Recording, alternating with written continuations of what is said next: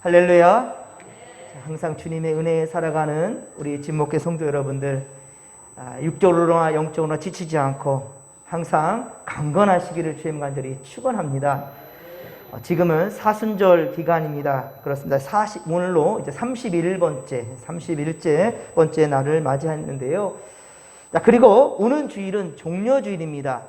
우리 예수님께서 나귀를 타시고 예루살렘을 입성할 때 이스라엘 백성들이 예수님을 맞이할 때 종려나무 가지를 흔드는 것을 기념하여서 주님을 영접했던 그때를 우리가 기억하면서 우리 종려주일로 우리가 지키고 있습니다. 그리고 주일이 지난 월요일부터 한 주간을 우리는 고난주간이라고 부릅니다. 모든 인간적인 유의를 우리 쾌락을 멈추고 일시 멈추고 주님의 십자가를 매일매일 우리가 그렇게 묵상하며 보내게 될 것입니다. 자, 이렇듯 사순절을 믿음으로 잘 보낸 우리 성도들에게는요, 부활의 기쁨은 특별할 것입니다.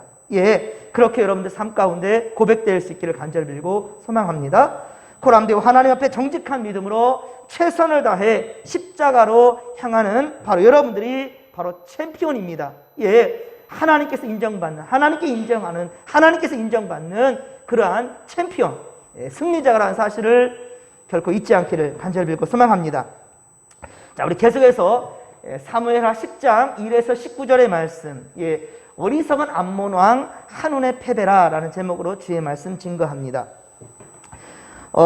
우리 오늘 말씀을 우리 한번 보기에 앞서서 우리 한번 스크린을 통해서 이때의 상황을 한번 우리 지도를 통해서 한번 보도록 하겠습니다. 첫 번째, 이 모습은 사실 이 가나안 땅에 이스라엘 백성들이 들어가기 전의 모습입니다. 이스라엘 땅에 들어가기 전. 그래서 이 가나안 땅이 있고요, 가나안이라는 곳이 있고요, 그리고 에돔이 있고 모압이 있고 암몬이 있어요. 오늘 등장하는 암몬입니다. 암몬이 있고요. 자, 그 다음에 여기 또한 역시 다 가나안에 있었던 일곱 족속들 중에 하나인데요. 아모리 족속은 상당히 컸습니다. 아모리 족속들이 이렇게 있고요. 여기 아모리 족속. 그리고 가나안 족속들이 있고, 그리고 헷 족속이 있고, 히위 족속이 있고, 여기도 히위 족속, 그리고 기르가스 족속, 여부스 족속, 이렇게 가나안 족속까지 7족속들이 이렇게 흩어져서 가나안 땅에 형성하고 살았습니다.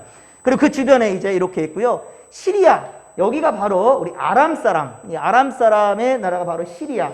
여기도 그 연방국가 체제처럼 이 블레셋 있죠? 블레셋처럼 연방국가 체제로 이 아람을 형성하는 여러 부족 국가들이 있었단 말입니다. 거기에서의 가장 으뜸인 그 왕이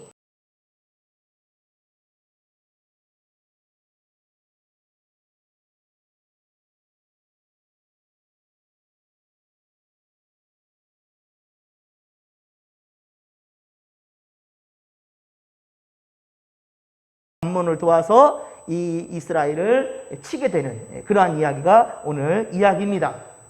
자, 이렇게 애굽 땅, 블레셋, 시리아, 아람, 암몬, 모압, 에돔, 이 시리아가 암몬과 연합하여서 이스라엘 땅을 치는 그러한 이야기예요. 이제 좀 전의 사진은, 좀 전의 이 모습은 이 가나안 약속의 땅에 가기 전에 그 지형의 모습이고요. 그리고 이것은 12지파로 이제 이 땅을 분배받게 된, 그러면서도 끝까지 블레셋은 남아있고 모압, 암몬, 아람 다 그대로 있죠. 이렇게 12지파들로 나눠져 가는 상황 가운데에서 모습이고요. 그리고 이제는 이게 남유다였고 북이스라엘이었고, 똑같이 아람, 암몬, 모압, 블레셋, 에돔은 그대로 있고요. 이 지형은 조금씩 바뀌는데, 이 다메섹은 바로 아까 시리아의 수도이지요. 다메섹은 시리아. 자, 남유다와 북이스라엘, 이것은 이 다윗이 남유다만을 이렇게 통치했던 때에, 그렇죠? 그리고 헤브론에서, 그리고 북이스라엘은 우리 그 이스보셋, 그렇죠? 그 사울 왕의 그 아들 이스보셋이 이렇게 다스렸던. 그리고 이것이 이제 다윗 왕으로 통하여서 이스보셋이 죽은 다음에 이제 이게 통일 이스라엘로 이루어지는 그 지형의 모습입니다. 자, 지금까지 다윗 왕의 그렇습니다. 다윗 왕국의 속성을 보여준 지금 사무엘 상간을 지금 우리 계속 공부하고 있는데요. 오늘과 함께 읽은 사무엘하 10장 1에서 19절까지 사무엘하 10장의 이야기는 암몬과의 전쟁을 자세하게 지금 이야기하고 있어요. 이 기사는 앞서 보았던 사무엘하 8장 이야기를 다시 한번 거론한 거예요. 특별히 8장, 9장, 10장 이야기가 쭉 진행된 게 아니라 사실은 8장에 있었던 사무엘하 8장에 있었던 그 이야기를 지금 특별히 8장 12절에 보면 곧 아람과 모압과 암몬 자손과 블레셋과 이 모든 것들을 그렇죠. 아말렉에게서 얻은 것들을 이렇게 다 승리하는 이 다윗의 이야기잖아요. 그 이야기를 다시 한번 이 10장에 구체적으로 한번 얘기를 해가는 것입니다. 이 전쟁과 더불어서 다윗의 인생에 어쩌면은 가장 치명적인 이야기가 다음 주에 이제 우리가 보게 될 사무엘하 11장, 12장, 11장에 우리아의 아내 밧세바를 가늠하는 그렇죠. 다윗의 일생에 정말 씻지 못할 치명적인 그 실수라기 표현보다는 죄악이죠. 이 죄악된 이 모습은 이제 앞으로 11장, 12장에서 보게 될 텐데요. 그 발생한 것을 앞두고 그렇습니다. 다윗도 무너질 수 있다라는 것. 승승장구하는 다윗도 잠시 한눈 팔면 큰일 난다라는 것을 또 오늘 말씀을 통해서 보게 되는 것 같아요. 이게 완벽한 인간은 없다라는 거예요. 항상 우리가 정말 항상 승리하기만 하고 좋은 일만 있으면 얼마나 좋겠습니까? 하지만 슬픔도 있고 아픔도 있을 수 있다라는 거예요. 근데 그것을 어떻게 극복하느냐가 중요한 관건인 것이지요.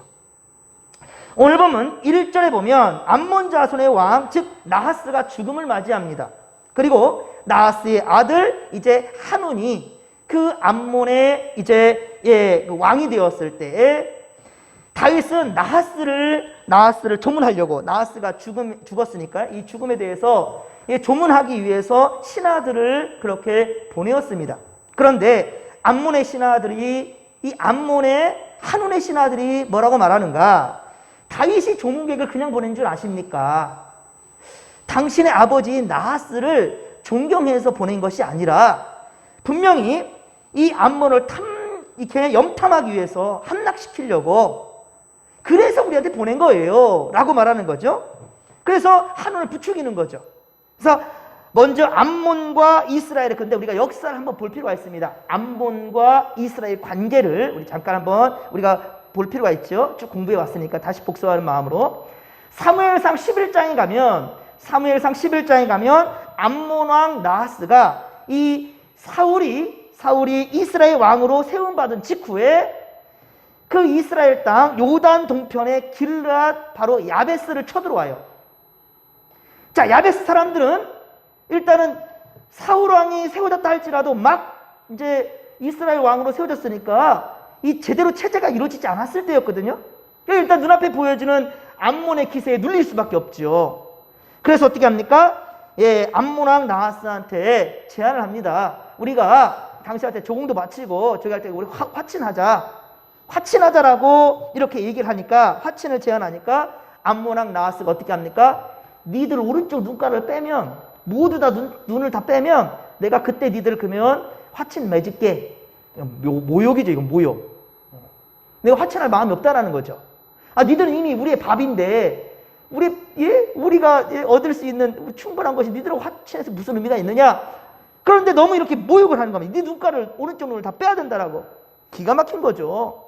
하지만 사울의 반격이 이루어지죠. 사울의 반격. 암몬 왕은 오히려 처참하게 패배하게 됩니다.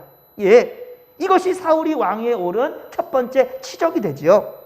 이때부터 이제 암몬과 이스라엘의 관계는 그리 좋지 못한 관계로 진행되는데요. 하지만 오늘 보면 2절, 자 오늘 보면 다시 돌아옵니다. 오늘 보면 2절에 보면 사무엘하 10장 2절에 보면 사울이 다윗을 죽이려고 하는데 나하스가 다윗을 도와주었던 것 같아요. 다윗을 도와주었던 것으로 보이죠. 그래서 나하스가 죽었다라는 그 소식을 들으니까 다윗은 진심으로 애도하면서 조문사절단을 보낸 거예요. 그러니까 사울 왕이 다윗을 죽이려고 계속 쫓아다닐 때 그때 아마도 이 암몬 왕 나하스가 다윗에게 그렇게 은혜를 베풀었던 것 같아요. 하지만 어리석은 암몬은 이 관리들은 다윗이 보낸 그러한 사람들을 정탐꾼으로 그렇게 오인하고 모략하는 거죠. 그리고 이 정탐꾼으로 그렇게 몰아가는 거죠. 그러면서 4절에 보면, 오늘 보면 4절에 보면 이 다윗의 사신들의 수염을 절반 깎아버려요. 아니, 수염이 있는 수염을 절반 깎아버렸고요. 그들의 의복을 중등 붉기까지 자른다라는, 이건 참 치욕인 거죠. 이렇게 해서 돌려보낸 거예요, 다윗에게. 이것은 정말 무례한 행동이고요. 사실은 이렇게 대하면 안 되지요. 지금도 그렇지요. 아무리 적국의 이 사람이란다 할지라도 사실은 그렇게 대하면 안 되는 거죠. 그리고 이것은 무례한 행동이었으며 다윗 왕국에 대해서 정면전인 거죠. 전쟁하다라는 거죠. 선전포고와도 같은 거 아니겠습니까? 그러나 다윗은 어떻습니까? 이렇게 그 자신이 보낸 사신들에 대해서 무례한 행동으로 되돌려 보냈지만 일단 다윗은 분노하지 않습니다. 물론 분노를 속으로 삭혔을 것 같아요. 그렇죠? 직접 표출하지 아니하고 일단 가라앉히고 침착했습니다. 그리고 다윗이 먼저 한 행동은 무엇이었습니까? 모욕당한 자신의 부하들을 수염이 자랄 때까지 여리고로 보냅니다. 여리고는 예루살렘에서 약간 위쪽에 있는 곳이에요. 그래서 여리고성에 보내서 수염이 자랄 때까지 거기서 있으라고. 이것은 자신의 신하들을 진심으로 아끼는 거죠. 보호하는 거죠. 사람들 앞에 나타내 보이면 얼마나 창피할 일이겠습니까? 그래서 감싸 안아 주는 거예요. 참 리더자의 훌륭한 모습이지 않을 수 없습니다. 그렇죠? 참 훌륭한 모습이죠. 자, 우리 잠언의 말씀을 잠깐 본다 한다면요. 자, 우리 잠언 2장 20절에서 22절까지를 같이 한번 읽어보십시다. 지혜가 너를 선한 자의 길로 행하게 하며 또 의인의 길을 지키게 하리니 대저 정직한 자는 땅에 거하며 완전한 자는 땅에 남아 있으리라. 그러나 악인은 땅에서 끊어지겠고 간사한 자는 땅에서 뽑히리라. 아멘. 잠언서 2장 20에서 22절까지의 말씀입니다. 그렇습니다. 이 지혜서의 말씀처럼 다윗은 선한 길, 의로운 길을 따라 행했다라는 거예요. 앞서도 우리 계속 보았었지만 억울한 상황 가운데 특별히 사울 왕에게 그렇게 쫓김을 당한 상황에서도 하나님의 세운 자를 함부로 대하지 않았고요. 그렇죠? 그리고 이스라엘 왕국이 이제 다윗 왕가 체제로 세워졌을 때에도 하나님의 세운 제사장을 함부로 폐하지 않았고요. 그대로 보존하면서 이 이스라엘 나라를 다스려갔다는 것을 우리가 보게 되지요. 오늘도 이것은 얼마나 기가 막힌 거예요. 여러분의 다윗이라면 어떻게 하겠습니까? 당장이라도 전쟁을 일으키겠죠? 하지만 다윗은 그렇지 않았어요. 선을 악으로 대한 선한 다윗의 행위를, 그렇죠? 그 선대한 것을 악으로 이렇게 갚으려 하는 이 암몬, 결국은 어떻습니까? 이 말씀대로예요. 악인은 땅에서 끊어지겠고 간사하는 자는 땅에서 뽑히리라. 암몬과 한우는 다윗이 곧바로 분노하지 않고 먼저 신하들을 위하는 모습을 이제 지켜보게 되었죠. 그리고 자신의 이 무례한 행동으로 인하여서 다윗의 미움을 사겠다라는 것을 이제 알게 됩니다. 내가 다윗의 미움을 샀구나라는 것을 알게 돼요. 하지만 그는 어떻습니까? 자, 자신의 잘못을 깨달았어요. 그럼 어떻게 될까요? 어떻게 할 것 같아요? 찾아가든지 다시 사신을 보내든지 해서 죄송하다고, 잘못했다라고, 내가 오해했다라고. 그렇죠? 오해 수준이 아니지, 무례한 행동이잖아요. 이에 대해서 분명히 사과를 해야 되는 것이 맞지요. 하지만 이 한우는 어떻게 했습니까? 다윗에게 사죄하는 것이 아니라 오히려 전쟁 준비를 합니다. 아니, 자기가 잘못해놓고는 전쟁을 준비하고 있어요. 그뿐 아니라 자신들의 힘으로는 부족할 것 같으니까 시리아 지역, 즉 아까 우리 지도에서 보았었죠. 아람 지역, 이 아람의 도움을 받으려는 거예요. 그래서 이스라엘과의 전쟁을 준비합니다. 즉 베르홉과 소바의 보병 2만 명을 그렇게 요청했고요. 마아가의 1,000명, 돕의 1만 2천 명. 그래서 도합 3만 3천 명. 3만 3천 명을 고용하는 거죠. 지난주에 우리는 여러분 은혜와 은총에 대해서 우리가 한번 공부했었죠. 은혜와 은총이라. 은혜는 하나님과 사람과의 관계, 그리고 사람과 사람과의 관계. 아유, 은혜 많이 받았습니다라는 거, 사람과 사람 관계 얘기할 수 있어요. 하지만 은총이라는 건 뭐였죠? 은총? 하나님과 사람과의 관계 쪽이죠. 하나님이 베풀으신 것을 우리는 은혜요 혹은 은총이라 라고 말합니다. 이게 바로 헤세드, 예, 히브리어로 헤세드라 이렇게 말합니다. 네, 그렇습니다. 이제 은총을 해서 사도 다윗은 사무엘하 9장에서 요나단의 아들 무비보셋을 만났을 때, 그렇죠? 그 아들을, 자, 무비보셋이 누구예요? 무비보셋이 요나단의 아들이지 않습니까? 요나단으로 말미암아 자기가 사울로부터 죽일 고비를 넘겼지 않습니까? 그리고 요나단한테 많은 사랑을 받았어요, 다윗이. 그러니까 그 사랑을 그의 아들, 그리고 자기 때문에 도망가는 상황 가운데에서 두 다리를 절게 됐지 않습니까? 너무 기가 막힌 거죠. 안타깝고 죄송한 거죠. 미안한 거죠. 그러니까 다윗이 어떻게 합니까? 바로 무비보셋을 자기 먹는 식탁 자리에, 그렇죠? 이게 자신의 아들처럼 그렇게 인정해주고 그렇게 대했단 말입니다. 그러면서 했단 말이 은총을 베풀리라, 그렇죠? 은총을 베푼다라고 그렇게 얘기했었습니다. 예, 우리 9장 1절, 9장 3절, 9장 7절에, 그렇죠? 전부 다 은총이라고 얘기를 하고 있어요. 그런데 오늘도 마찬가지로 그렇습니다. 오늘도 2절에 보면 다윗은 한온을 향해서 뭐라고 말합니까? 은총을 베푼다라고, 은총이라는 얘기를 하고 있어요. 헤세드. 자, 사울 왕을 피해 도망자의 신세로 있을 때 아람 왕, 바로 나하스가 자신에게 호의를 베풀었던 것은 하나님의 은총이었다는 고백인 거예요. 그러니까 말 그대로 내가 사울 왕일 때 쫓김을 당할 때 아람 왕 나하스가 자신에게 호의를 베풀었던 그것은 인간적인 호의가 아니라 하나님이 그를 통해서 내게 은총을 베풀었다라고 고백하는 거죠, 다윗이. 그러니까 이제는 나도 하나님의 은총을 받은 자로서 바로 한온 너에게도 나하스, 너네 아버지한테 받은 은총, 하지만 그건 하나님이 주신 은총이란다. 나도 그 은총을 너에게 베풀겠다라고.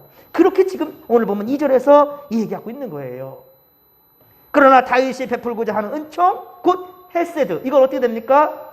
바로 한순간 왜곡되어서 전혀 예기치 못하는, 전혀 예상치 못한 악한 결과를 낳고 말았지요. 한우는 자신의 행동에 잘못을 인정하고 용서를 구하기보다는 오히려 그 악한 행동에 대해서 반성하지 아니하고 오히려 전쟁을 계획한 거예요. 그렇습니다. 그는 어리석게도 복된 기회를 저주의 기회로 만들어버린 거예요. 저주의 기회로.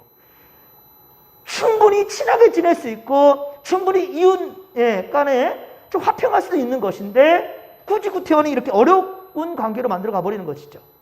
왕은 때때로는 사실은 나를 위하기보다 백성들을 위하여서, 성도들은, 직분자들은 더더군다나 우리 거기서 아까 간증에서도 그러지만 나만을 위한 신앙에서 모두를 위한 은총과 은혜의 자리로 이끌 수 있는 그런 자들이 된다는 것입니다.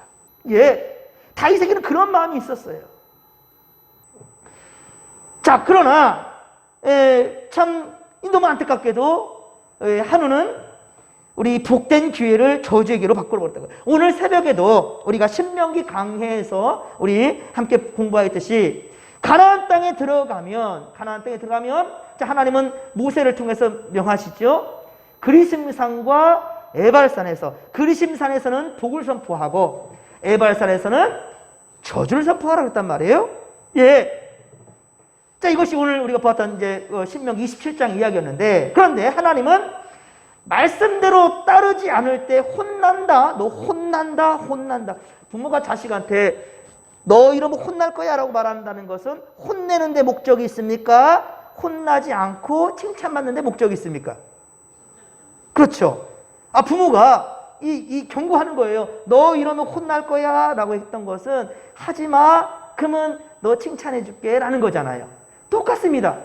하나님께서 저주를 선포했다니까 세상에 하나님이 어떻게 우리한테 저주를 선포하냐? 그런 의미가 아니라는 것이죠. 그렇게 하지 말라는 거죠. 때때로 강단에서 주의 종이 이쁜 말만, 사탕 받는 말만, 행복할 만, 좋은 말만 하면 참 좋겠지만은 그러지 아니하는 경고 메시지도 있단 말이에요. 이 경고 메시지를 단순한 이 인간의 말로 듣게 된다면 실족하게 될 것이고, 하지만 하나님의 음성을 듣고 바로 듣고 우리가 죄악된 행동을 하지 아니하고 그 악한 길로 가지 아니하고 깨달아서 주의 길을 선다 한다면 그것이 곧 복받는 인생이 된다라는 것이지요. 예, 그렇습니다. 그래서 오늘 새벽에 전한 말씀 가운데 이 저주가 아니라 복의 포커스를 맞춘다면 하나님이 금하게 하신 것이 무엇이었어요? 우상숭배하지 말라. 그렇죠? 근친상간하지 말라. 그리고 사회적 약자를 돌봐라. 함부로 대하지 말라. 그리고 정의롭지 못한 행위를 하지 말라. 그러면 저주가 있을 것이라. 그러니까 백성들이 뭐라 합니까? 아멘 그러잖아요. 이게 무슨 말인지 아십니까, 여러분들? 강단에 선포될 때 때로는 정말로 엄한 말씀이 선포될 때에도 듣기 싫은 말이 선포된다 할지라도 백성들처럼 아멘으로 받아들인다면 그것이 우리 삶을 변화될 것이고 하나님께서 원하시는 대로 복된 인생이 될 수 있다는 거예요. 믿으시면 아멘 합시다. 자, 오늘 본문에서도 보십시오. 6절에 보면, 오늘 보면 6절에 보면 암몬이 전쟁을 준비하여 아람 사람들과 연합하기 전까지. 자, 지금 부산에요.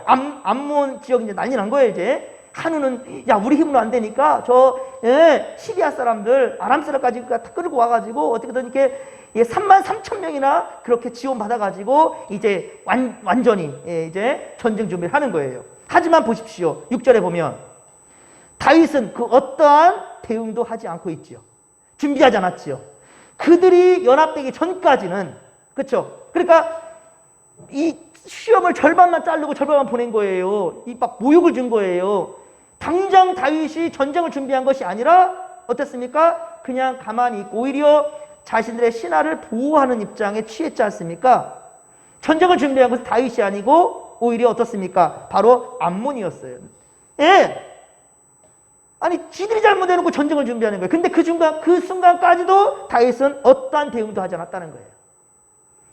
그저 자신의 신하들의 수치를 감추고자 여리고로 피해 있으라고 명령한 것 외에는 전쟁은 아직 생각지도 않았다는 거예요. 다윗에게는. 잘못을 했으면 용서를 구하는 것이 사람으로서 당연한 일인 것을 건을 자존심을 꺾지 않으면 보십시오. 예, 이 한우처럼 자존심을 꺾지 않으니까 결국은 더 큰 화를 그렇게 자초하지 않겠습니까? 더 큰 화를 가져온다는 거예요. 뿐만 아니라 자신뿐만 아니라 다른 사람들까지 피곤하게 만들죠. 그 백성들까지 위태롭게 만들죠. 그럼 전쟁하면은 당연히 집도 타고 논밭도 다 문제가 되고 사람도 죽어나가고 그러잖아요. 아, 전쟁이 그렇잖아요. 가급적이면 이 왕은 전쟁을 피해야 되는 거죠. 화평케 하는 것이죠. 피 흘리지 아니하고 화평케 만드는 것이 진짜 좋은 리더지요. 그런데 어떻게 이렇게 어리석은 행동을 할 수 있냔 말입니다. 자, 앞으로 사무엘하 11장에 아까도 말씀드렸지만 보겠지만 그동안 믿음 잘 지켰던 다윗도 무너지는 그 이야기가 이제 11장에 있게 되는데요. 한순간의 악행으로 그의 인생에 큰 오점을 남기게 되는 그런 이야기예요. 우리아의 바세바를 간음하고도 죄를 뉘우치지 않았고요. 어떻게 합니까? 우리아를 죽여버려요. 예. 전쟁이 사번한 가운데에서 뒤로 싹 빠져버리고 바로 그 우리아만 죽이는 그런 악랄한 짓을 다윗도 한단 말입니다. 그리고 그 아내를 자신의 사람으로 만들어버리죠. 남편 없어졌으니까. 사실 한온과 다를 바가 없어요. 그 모습은. 그죠? 아니, 배울 것을 배워야지. 참 다윗이 안타깝게도 한온과 같은 짓을 하고 있는 것을 보게 됩니다. 그래서 우리는 영적 분별력을 지키기 위해서 더욱더 깨어 있어야 된다라는 겁니다. 영적 분별력을 우리가 그렇게 지키기 위해서 깨어 있어야 된다. 여러분, 이제 사순절도 앞으로 9일 남았습니다. 나머지 우리가 다음 주까지 한 주간 지키면서 정말 영적 분별력을 더욱더 키워갈 수 있는 우리 믿음의 고속들 되기를 간절히 빌고 소망합니다. 자, 만일 그런데 한온이 신하들의 어리석은 말을 따르지 않고 어리석은 신하들의 말을 따르지 않고 아버지 나하스의 조문을 위해서 보낸 다윗의 그 조문 사절단들을 잘 그렇게 영접하고 그랬다면 어땠을까요? 이스라엘과 암몬은 참 좋은 이웃이 되어 있었을 거예요. 그렇죠? 진심을 알고 사람을 대했더란다면 얼마나 좋았을까? 그리고 설령 이 어리석은 판단으로 신하들의 말을 따라서 다윗의 조문 사절단들에게 무욕을 주고 내쫓아버렸다 한다 할지라도 잘못을 깨닫은 다음에 자, 잘못을 깨달은 다음에 그가 다윗의 성품, 그쵸? 다윗과 화친을 위해서 애썼다 한다면 다윗은 그의 성품상, 인품상 그 화친에 오는 것을 단칼에 자르지는 않았을 것입니다. 오늘 보면 19절에도 보면 다윗의 성품을 알 수가 있어요. 오늘 보면 19절에 보면 아람의 막강한 왕 하닷에셀, 이 하닷에셀을 지원하면서 다윗을 대적했던 아람의 소국들, 그러니까 아람에는 여러 부족가들이 있었다는 거예요. 근데 그 소국들이 긴장을 하고 깜짝 놀라죠. 왜? 이 막강한 하닷에셀도 무너지는 것을 보면서요. 그리고 자기들도 함께 붙었다가 야, 이러다 큰일 나겠다 싶으니까 어떻게 합니까? 다윗에게 뭐 해요? 화친해오죠. 다윗과 화친하려고. 그리고 어떻게 합니까? 우리 다시는 이제 아람 사람 안 도와줄게요. 이제 아람 사람이 뭐 한다 하더라도 우리 안 도와줄 테니까 우리하고 화친합시다 라고 이렇게 접근해 온 거예요. 다윗은 이 화친을 그대로 받아들인다는 거예요. 보십시오. 다윗은 전쟁에서 이긴 이후에 분노대로 하지 않았다는 거예요. 너희들이 감히 이럴 수 있어 라고 하면서 이 인간적인 분노로서 다스리지 않았고, 원수된 자들이어도 언제든지 화친할 수 있는 열린 마음을 가진 것이 다윗이란 말이에요. 그러나 한우는 자신의 잘못을 시인하기보다는 어땠습니까? 이미 엎어진 물이니까 어쩔 수 없다라는 생각 가운데에서 차라리 선제 공격하겠다. 차라리 선제 공격이다. 라고 나온 것이죠. 끝까지 악을 바라고 있는 이 한운을 보게 되죠, 우리가.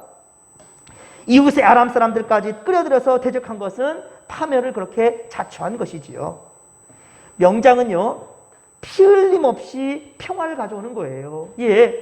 하나님은 언제든지 누구와도 화평케 지내는 그 자를 주님께서 인정하신다는 거예요. 그런 자를 하나님은 어때요? 하나님의 아들이라는 거예요, 아들로 삼다는 거예요. 그리고 그 화평을 위해서는 상대방보다 내가 먼저 선한 손을 내미는 것을 주님은 기다리신다는 거예요. 이왕이면 내 사랑하는 진목교회 성도야, 네가 먼저 손 내면 안 되겠냐? 네가 먼저 다가가면 안 되겠냐? 네가 먼저 용서해주면 안 되겠냐? 주님은 그것을 우리에게 원하신다는 것입니다. 율법에서는요, 율법 말씀을 보면 그러나 다른 해가 아니면 갑되 생명은 생명으로, 눈은 눈으로, 이는 이로, 발은 발로, 이 뗀 것은 된 것으로, 상하게 한 것은 상하게 한 것은 상하게 한 것으로서, 그러니까 준 대로 갚으라는 것이죠. 이게 바로 법이었습니다. 이 규정된 거예요. 출애굽기 21장 23에서 25절, 출애굽기 21장 23에서 25절에 보면 이는 이로, 눈은 눈으로 갚으라는 거예요. 이게 법입니다. 하지만 이 정한 규정에서 여러분, 만약에 규정은 이래요. 한 대 때려, 왜 때려? 이거거든요. 이는 이로 갚는 거예요. 눈은 눈으로 갚는 거고요. 이게 법이에요. 그런데 이 법은 이렇다 할지라도 내가 용서를 하는 순간 뭐가 됩니까? 은혜가 되는 거예요. 감사가 되는 겁니다. 화해가 되고 평화가 되는 겁니다.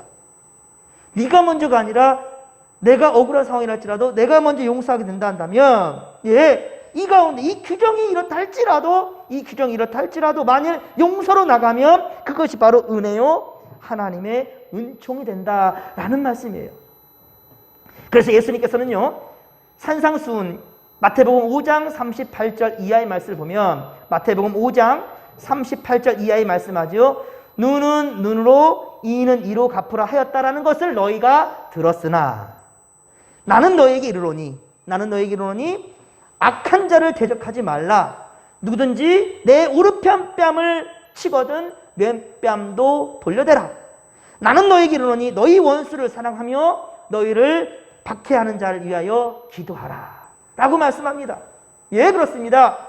이는 이로, 눈은 눈으로 갚다. 이거는 바로 법이에요, 법인데 법을 일시 중지하고 우리 은혜로 풀어나갑시다.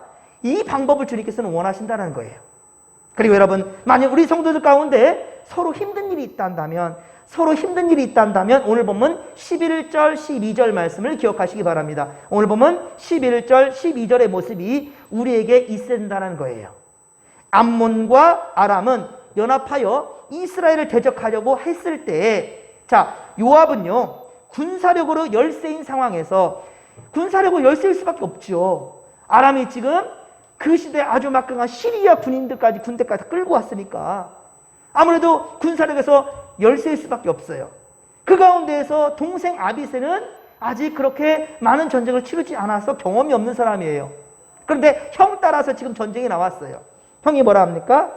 만일 아람 사람이 요압 자신보다 아람 사람이 나보다 더 강하면 네가 와서 나를 좀 도와줘라.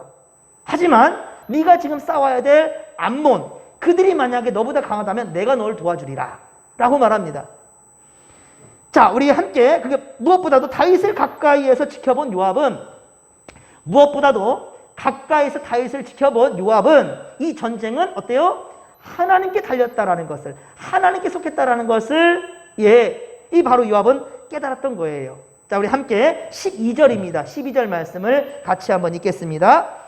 너는 담대하라. 우리가 우리 백성과 우리 하나님의 성읍들을 위하여 담대히 하자. 여호와께서 선히 여기시는 대로 행하기를 원하노라 하고. 아멘. 여기 보십시오. 분명히 너는 담대하라. 너는 담대하라. 그리고 어떻습니까? 여호와께서 선히 여기는 대로 행하라. 하나님께서 선히 여기시는 대로 행하기를 원하라. 담대한데 왜 담대하는가? 하나님이 너와 함께 하실 거라는 확신이 있기 때문에요. 그렇기 때문에 다른 방법 하지 말고 하나님께 선히 여기시는 대로 행하기를 원하라. 저자는 악으로 대한다 할지라도 나는 선으로 대할 수 있는, 그 가운데서 싸우는 건 누가 싸우신다? 하나님이 싸우신다라는 거예요. 저 사람이 악한 방법을 했다 해서 내가 거짓으로 몰고 나갈 이유는 없다라는 것이지요. 정직한 대로 맞서 싸우면 되는 것입니다. 처음에 다윗은 전쟁할 마음은 없었어요. 준비하지 않았습니다. 하지만 저쪽에서 전쟁을 준비하니까 이쪽에서 요압 장군을 내보낸 것이죠. 근데 요압은 다윗이 보낸 만큼이나 다윗의 마음과 심중을 알았던 거고 무엇보다 하나님의 마음을 알았던 겁니다. 그러니 벌벌 떨고 있는 자기 동생 아비새에게도 말하는 거예요. 다른 생각하지 마. 담대하라. 네가 좀 힘드냐? 내가 도와줄게. 그럼 내가 좀 힘들면 네가 와서 도와주면 돼. 함께자냐? 함께. 그리고 우리는 세상 방법으로 하지 말자. 세상 방법으로 저 사람이 악하게 대해서 내가 악하게 되는 것이 아니라 우리는 정직하게 대하면 되는 거야 라는 것을 얘기하는 거죠. 하나님께 선히 여기시는 대로 행하기를 원하노라. 그런다고 해서 사탄 마귀 지라는 말은 아니에요. 그렇죠? 악의 지라는 말은 아닙니다. 악의 지라는 말이 아니라 정직하게 행하고 정직하게 대하면 그 가운데 하나님이 승리케 하신다는 것이죠. 사실 아람과 싸워서 이길 수 있는 상황이 아니었어요. 암몬과 싸워서 이길 상황이 아니었어요. 저들은 완벽하게 이 연합작전으로 지금 쳐들어온 것인데 이것을 맞서 싸울 수 있는 경우, 이길 수 있는 경우는 희박하다는 거예요. 하지만 하나님의 방법으로 하자라니까 하나님 승리를 주신 거죠. 그렇습니다. 그리고 보십시오. 요압과 아비새는 13, 14절에 보듯이 아람 사람과 암몬 사람들이 다 도망함을 봅니다. 그렇죠? 도망가고 있어요. 그리고 어떻습니까? 끝까지 추적했어요? 아니었어요. 추적하지 않습니다. 그냥 예루살렘으로 돌아왔습니다. 인간적인 마음 같아서는 어때요? 도망가가지고 요절을 내버리고 진멸해버려야 되겠죠? 저런 것들 말이야 상종하는 인간들이 아니야 라고 단칼에 다 진멸해버려야 되겠지만은 어떻습니까? 그대로 예루살렘으로 돌아왔습니다. 요압이 먼저 고백했듯이 하나님께서 선히 여기시는 대로 행했던 거예요. 그렇습니다. 바로 이런 자들에게 하나님은 승리를 준다는 사실을 믿으시기 바랍니다. 사랑하는 성도 여러분, 우리 인생도 영적 전쟁이 치열합니다. 영적 전쟁이 치열한 때예요. 끊임없이 세상의 가치관들은 우리 신앙을 뒤흔듭니다. 나는 제대로 살고 싶은데 끊임없이 공격해요. 끊임없이 괴롭힙니다. 그리고 우리로서 주님 바라보고 살아가는 인생에서 세상 바라보고 세상의 가치관 방법을 막 붙잡으려 하는 이렇게 우리를 뒤흔든단 말입니다. 요령껏 살라고 유혹합니다. 요령껏 살라고 얘기해요. 그러나 여러분 언제든지 하나님의 생각에 포커스를 맞추며 믿음의 삶을 살아가기를 주님 간절히 축원합니다. 오늘 이 친구 성도님이 수요예배 했다고 오시면 제일 먼저 사무실로 들어오더니 목사님 눈먼 돈이 생겼어요. 그러니까 고생하지 않고 얻어들여서 이거는 아예 그 사전적인 의미예요. 어쨌든 눈먼 돈이라.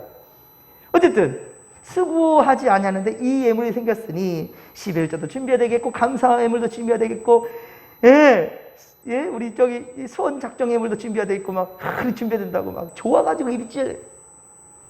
이미 벌써 하나님의 생각으로 변화되고 있는 것 같아요. 세상 사람들은 어땠어요? 옛날 그저 예수 믿기 전에 어떻게 했어요? 야, 왜 떡이냐? 이걸로 뭐 하고. 세상적인 먼저 계산하겠죠. 이걸로 뭐 해야 되겠다. 그런데 이제는 가치관이 바뀌었어요. 이 하나님이 주신 거니까 내가 가만히 있을 수가 없다. 먼저 하나님께 감사하자. 야, 너무 귀한 마음이라, 야, 참, 제게도 이런 귀한 성도를 주님께서 보내주시는구나. 참 행복하고 너무 기쁜 거예요. 여러분들, 가치관을 바꾸십시오. 누구의 생각으로? 하나님 생각으로요. 예? 그런다고 해서 악에 지라는 말은 아닙니다. 악과 싸워 이길 수 있어야 되는데 그 이기는 힘이 무엇인가? 바로 정직한 믿음이고요. 하나님을 바라보는 시선을 절대로 흐릿하게 내버려 두지 마십시오. 세상에 물들 것이 아니라 세상을 이길 수 있는 귀한 믿음으로 무장할 수 있기를 주님 간절히 축원합니다. 요령껏 사는 것이 아니라 믿음으로 사시기 바랍니다. 언제든지 하나님의 생각에 포커스를 맞추십시오. 믿음의 삶을 살아가기를 주님 간절히 축원합니다. 평안을 위하며 평안을 만들어가는 성도들이 다 되시기를. 그러면 원수도 다시금 내 이웃으로 만들 수 있다는 거예요. 이 믿음 가지고 우리 다윗처럼, 우리 요압처럼 하나님 중심, 말씀 중심, 교회 중심, 예배 중심의 중심이 흔들어지지 않기를 주님의 간절히 축원합니다. 좋으신 하나님 고맙고 감사를 드립니다. 하나님 정말로 주님께 사로잡혀서 주의 뜻대로 살아갈 줄 아는 믿음의 권속들이 될 수 있도록 주의 함께하여 주시옵소서. 하나님 정말로 주님께서 원하시는 것은 우리가 세상에 지는 것이 아닙니다. 세상이 기뻐하는 삶으로 살아가는 것이 아니라 하나님이 기뻐하시는 그 방법을 따라가는 것일지니 주의 함께하여 주옵소서. 한운의 패배가 우리에게 있지 않게 하시고 요압과 하나님 아버지여 분명한 것은 다윗의 승리가 우리 가운데 있을 줄 믿사오니 할렐루야 인도하시고 함께하여 주옵소서. 모든 것 지키 의지하며 감사드릴 때 거룩하신 예수님의 이름으로 기도하옵나이다. 아멘. 우리 돌아오는 주일은 우리 종려주일입니다. 그리고 한 주간이 고난주간으로 우리가 보내게 될 텐데요. 더욱더 주님의 십자가를 묵상하시면서 우리가 세상에서 승리할 수 있는 영적인 근육을 키워가는 우리가 되기를 간절히 빌고 소망합니다. 우리 돌아오는 주일까지 부활절 계란 우리 받으면 그걸 가지고 우리가 전도하는 데 또 사용하겠고요. 그리고 정직한 믿음과 귀한 마음 가지고 부활절 예물도 준비했으면 좋겠습니다. 내일 모레네요. 우리 여기 나무 과실수를 나눠준다고 하는데요. 마음 있으신 분들은 그렇게 또 귀한 나무로 또 열매 맺는 기쁨도 우리 누릴 수 있기를 바랍니다. 우리 함께 찬송 445장 우리 찬양으로 고백합니다.